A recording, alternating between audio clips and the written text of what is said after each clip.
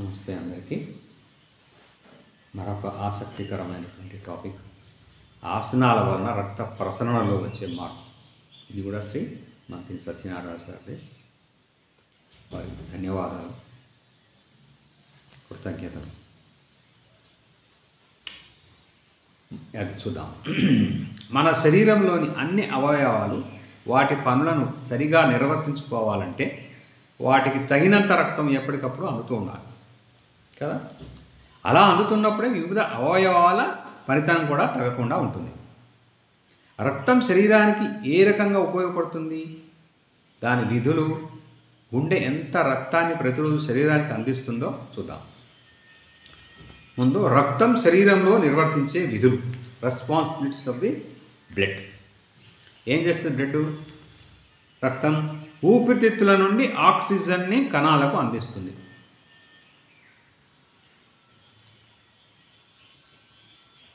కణాలలో విడుదలైన కార్బన్ డయాక్సైడ్ని విసర్జనకై ఊపిరితిత్తులకు చేరవేస్తుంది.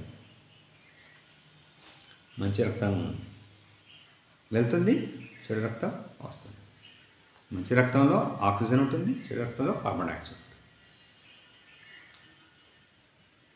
చిన్న ప్రేగులలో జీర్ణమైన ఆహార పదార్థాలు, మోనోసాకరైడ్లు, amino acids, fatty acids, glycerol, vitamins, ఖనిజ లవణాల రూపంలో ఉంటాయి. జీర్ణమైన ఈ పదార్థాలన్నీ రక్తంలోనికి పీల్చుకోబడతాయి.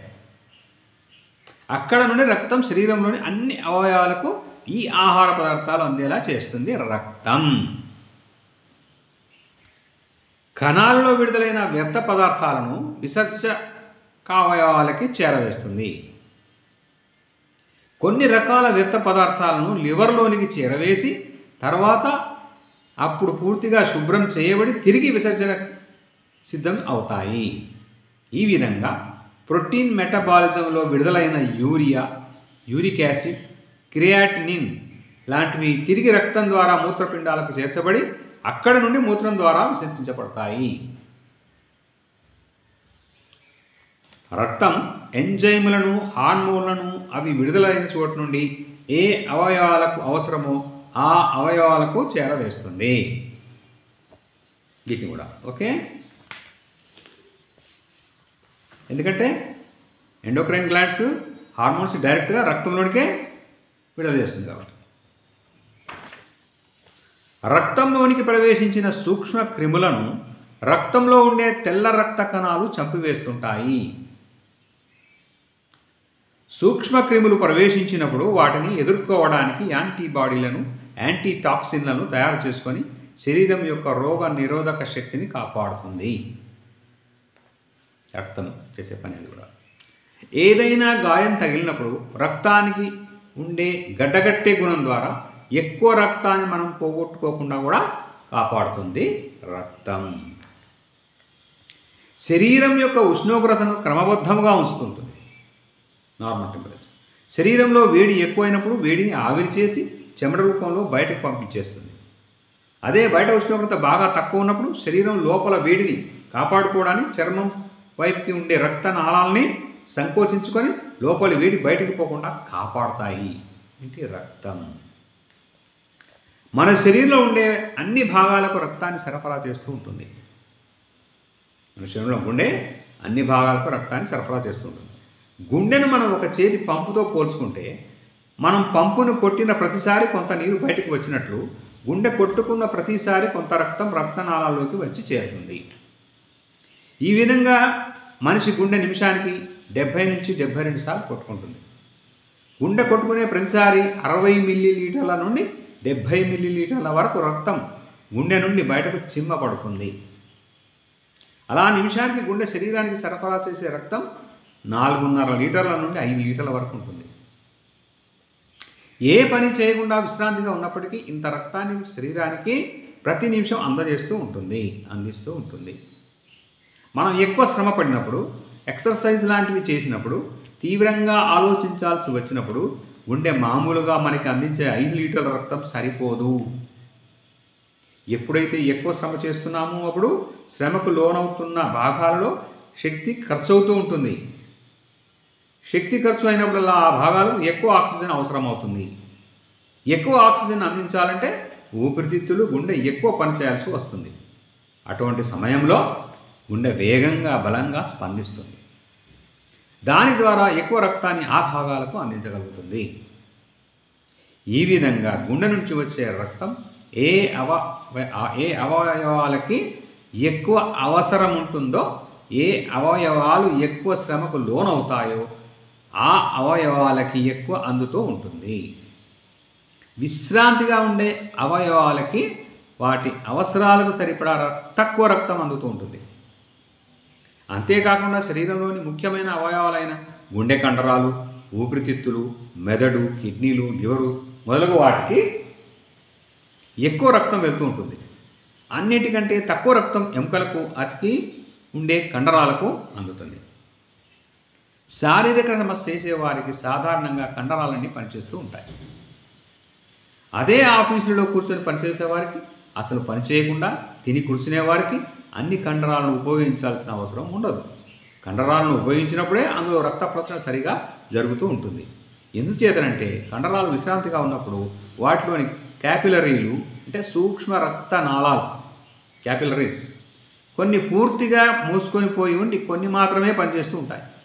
కొన్ని తెరుచుకుంటూ, కొన్ని మూసుకుంటూ డ్యూటీలు మారుతూ ఉంటాయి. అన్నీ తెరుచుకొని ఉండి రక్తాన్ని ప్రసరింప చేయవు. విశ్రాంతిగా ఉన్న ప్రతి 100 గ్రాముల కండరంలోకి 1 నుంచి 3 మిల్లీలీటర్ రక్తం చొప్పున రక్తం ప్రవహిస్తూ ఉంటుంది. అదే ఎక్కువ పనిచేసినప్పుడు 30 మిల్లీలీటర్ల వరకు ప్రవహిస్తుంది. పనిచేసినప్పుడు రక్తం యొక్క అవసరం కండరాలకు ఎక్కువ ఉంటుంది. కాబట్టి అప్రయత్నంగా, వాలంటరీలీ అన్నీ తెరుచుకుంటాయి. రక్త ప్రసారం సరిగా ఉన్నప్పుడే కణాల్లో విసర్జన క్రియ కూడా బాగా జరుగుతుంది. కణాల్లో విడుదలైన కార్బన్ డైఆక్సైడ్ రక్తం ద్వారా ఊపిరితిత్తులకు చేర్చబడుతుంది. అందుచేత కండరాలకు పనిచేసినప్పుడే అవి సక్రమంగా పనిచేస్తూ ఆరోగ్యంగా ఉంటాయి. ఇప్పుడు ఆసనాల వలన కండరాలలో రక్త ప్రసరణ ఏ విధంగా ఉంటుంది? ఆసనం వేసినప్పుడు శరీరంలో కొన్ని కండరాలు మాత్రమే కొంత సమయం పనిచేస్తూ తిరిగి యథాస్థితికి వస్తూ ఉంటాయి. అలా ఒక్కొక్క ఆసనంలో ఒక్కొక్క భాగంలోని కండరాలు ఎక్కువగా పనిచేస్తుంటాయి. ఆ పనిచేస్తున్న కండరాలకు ఎక్కువ రక్తం ఎలా అందుతుంది? ఉదాహరణకు మనం పిడికిల్ని వెలిగించినప్పుడు గమనిస్తే ముంజేతి కండరాలు బిగిసి చెయ్యి సైజు తగ్గినట్లు నొక్కుకున్నట్లు అనిపిస్తుంది. దీనికి కారణం కండరాల్లో ఉండే సిరలు అంటే చేతి నుండి రక్తాన్ని గుండె వైపుకు మోసుకొని పోయే రక్తనాళాలు నొక్కుకోబడతాయి. దీనివల్ల వాటిలోని రక్తం వేగంగా గుండె వైపు ప్రవహిస్తుంది. అలాగే చేతిని బిగించి ఉంచితే కాసేపటికి సైజు పెరిగినట్లు, ఉబ్బినట్లు మనకు కనిపిస్తుంది. దీనికి కారణం బిగించినప్పుడు కొన్ని సెకండ్లు కండరాల్లో ఉండే రక్తనాళాలు సంకోచించినప్పటికీ క్రమంగా వ్యాకోచించడం జరుగుతుంది. ఎంచేతనంటే గుండె నుండి చేతి వైపు వచ్చే రక్తం అక్కడ ఆగడం వలన రక్తనాళాలు ఒత్తిడి పెరుగుతుంది. ఒత్తిడి పెరిగినప్పుడు కండరాల్లో ఉండే క్యాపిలరీస్ అంటే సూక్ష్మమైన వెంట్రుకంత సన్నటి రక్తనాళాలు తెరుచుకుంటాయి. కండరాలు బిగించినప్పుడు కొంత శక్తి ఖర్చు అవుతూ ఉంటుంది. కాబట్టి ఆ భాగాలకు రక్తం అవసరం ఎక్కువ అవుతుంది. అందుచేత ఎక్కువ రక్తం ఆ భాగాలకు చేరే ప్రయత్నం చేస్తుంది. ఇలాంటి సమయంలో గుప్పెడని తెరిచామనుకోండి, ఒక్కసారిగా పైనుండి వస్తున్న రక్తం అంతా కండరాలలోకి, రక్తనాళాల్లోకి వేగంగా ప్రవహించడం వలన చేతి సైజు పెరిగినట్లు కనిపిస్తుంది. ఇక్కడ రక్తనాళాల్లో రక్తం మామూలుగా ప్రవహించే దానికంటే చాలా ఎక్కువ రెట్టు వచ్చి చేరుతుంది. క్యాపిలరీస్ తెరుచుకోవడం వలన కణాల్లో శ్వాసక్రియ బాగా జరిగి కార్బన్ డైఆక్సైడ్ బాగా విడుదల అవుతుంది. ఇలా కండరాలను బిగించి తెరవడం వలన ఎక్కువ రక్తం కండరాలకి అందుతుంది. ఆసనాలు వేసినప్పుడు కండరాలే కాకుండా ఒక్కొక్క ఆసనంలో ఒక్కొక్క భాగంలో ఉండే అవయవాలపైన ఒత్తిడి పడుతూ ఉంటుంది. ఏ భాగాల్లో అయితే ఒత్తిడి పడి నొక్కుతున్నట్లు అవుతుందో ఆ భాగాల్లో ఉండే అవయవాలకి ఆసనంలో బింగు ఉన్నంత వరకు కొంత రక్త ప్రసరణ తగ్గుతుంది. అంచేతనే నొప్పి రావడం, ఇబ్బందిగా అనిపించడం జరుగుతుంది. ఆసనం తీసివేసిన వెంటనే ఆ భాగానికి మామూలుగా సరఫరా అయ్యే రక్తం కన్నా ఎక్కువ రెట్లు రక్తం అందుతుంది. ఈ రకంగా మామూలుగా గుండె సరఫరా చేసే రక్తాన్ని మనం ఆసనాల ద్వారా ప్రతి భాగానికి మళ్లించుకుంటూ ఎక్కువ వేళలా చేసుకోవచ్చు. ప్రతిరోజు ఈ విధంగా ఒక్కసారైనా ప్రతి అవయవానికి ఎక్కువ రక్తాన్ని అందించడం వలన వాటి యొక్క శక్తి సామర్థ్యాలు మెరుగుపడతాయి. కణాలలో తయారైన మలిన పదార్థాలు నిల్వ ఉండకుండా విసర్జింపబడుతూ ఉంటాయి.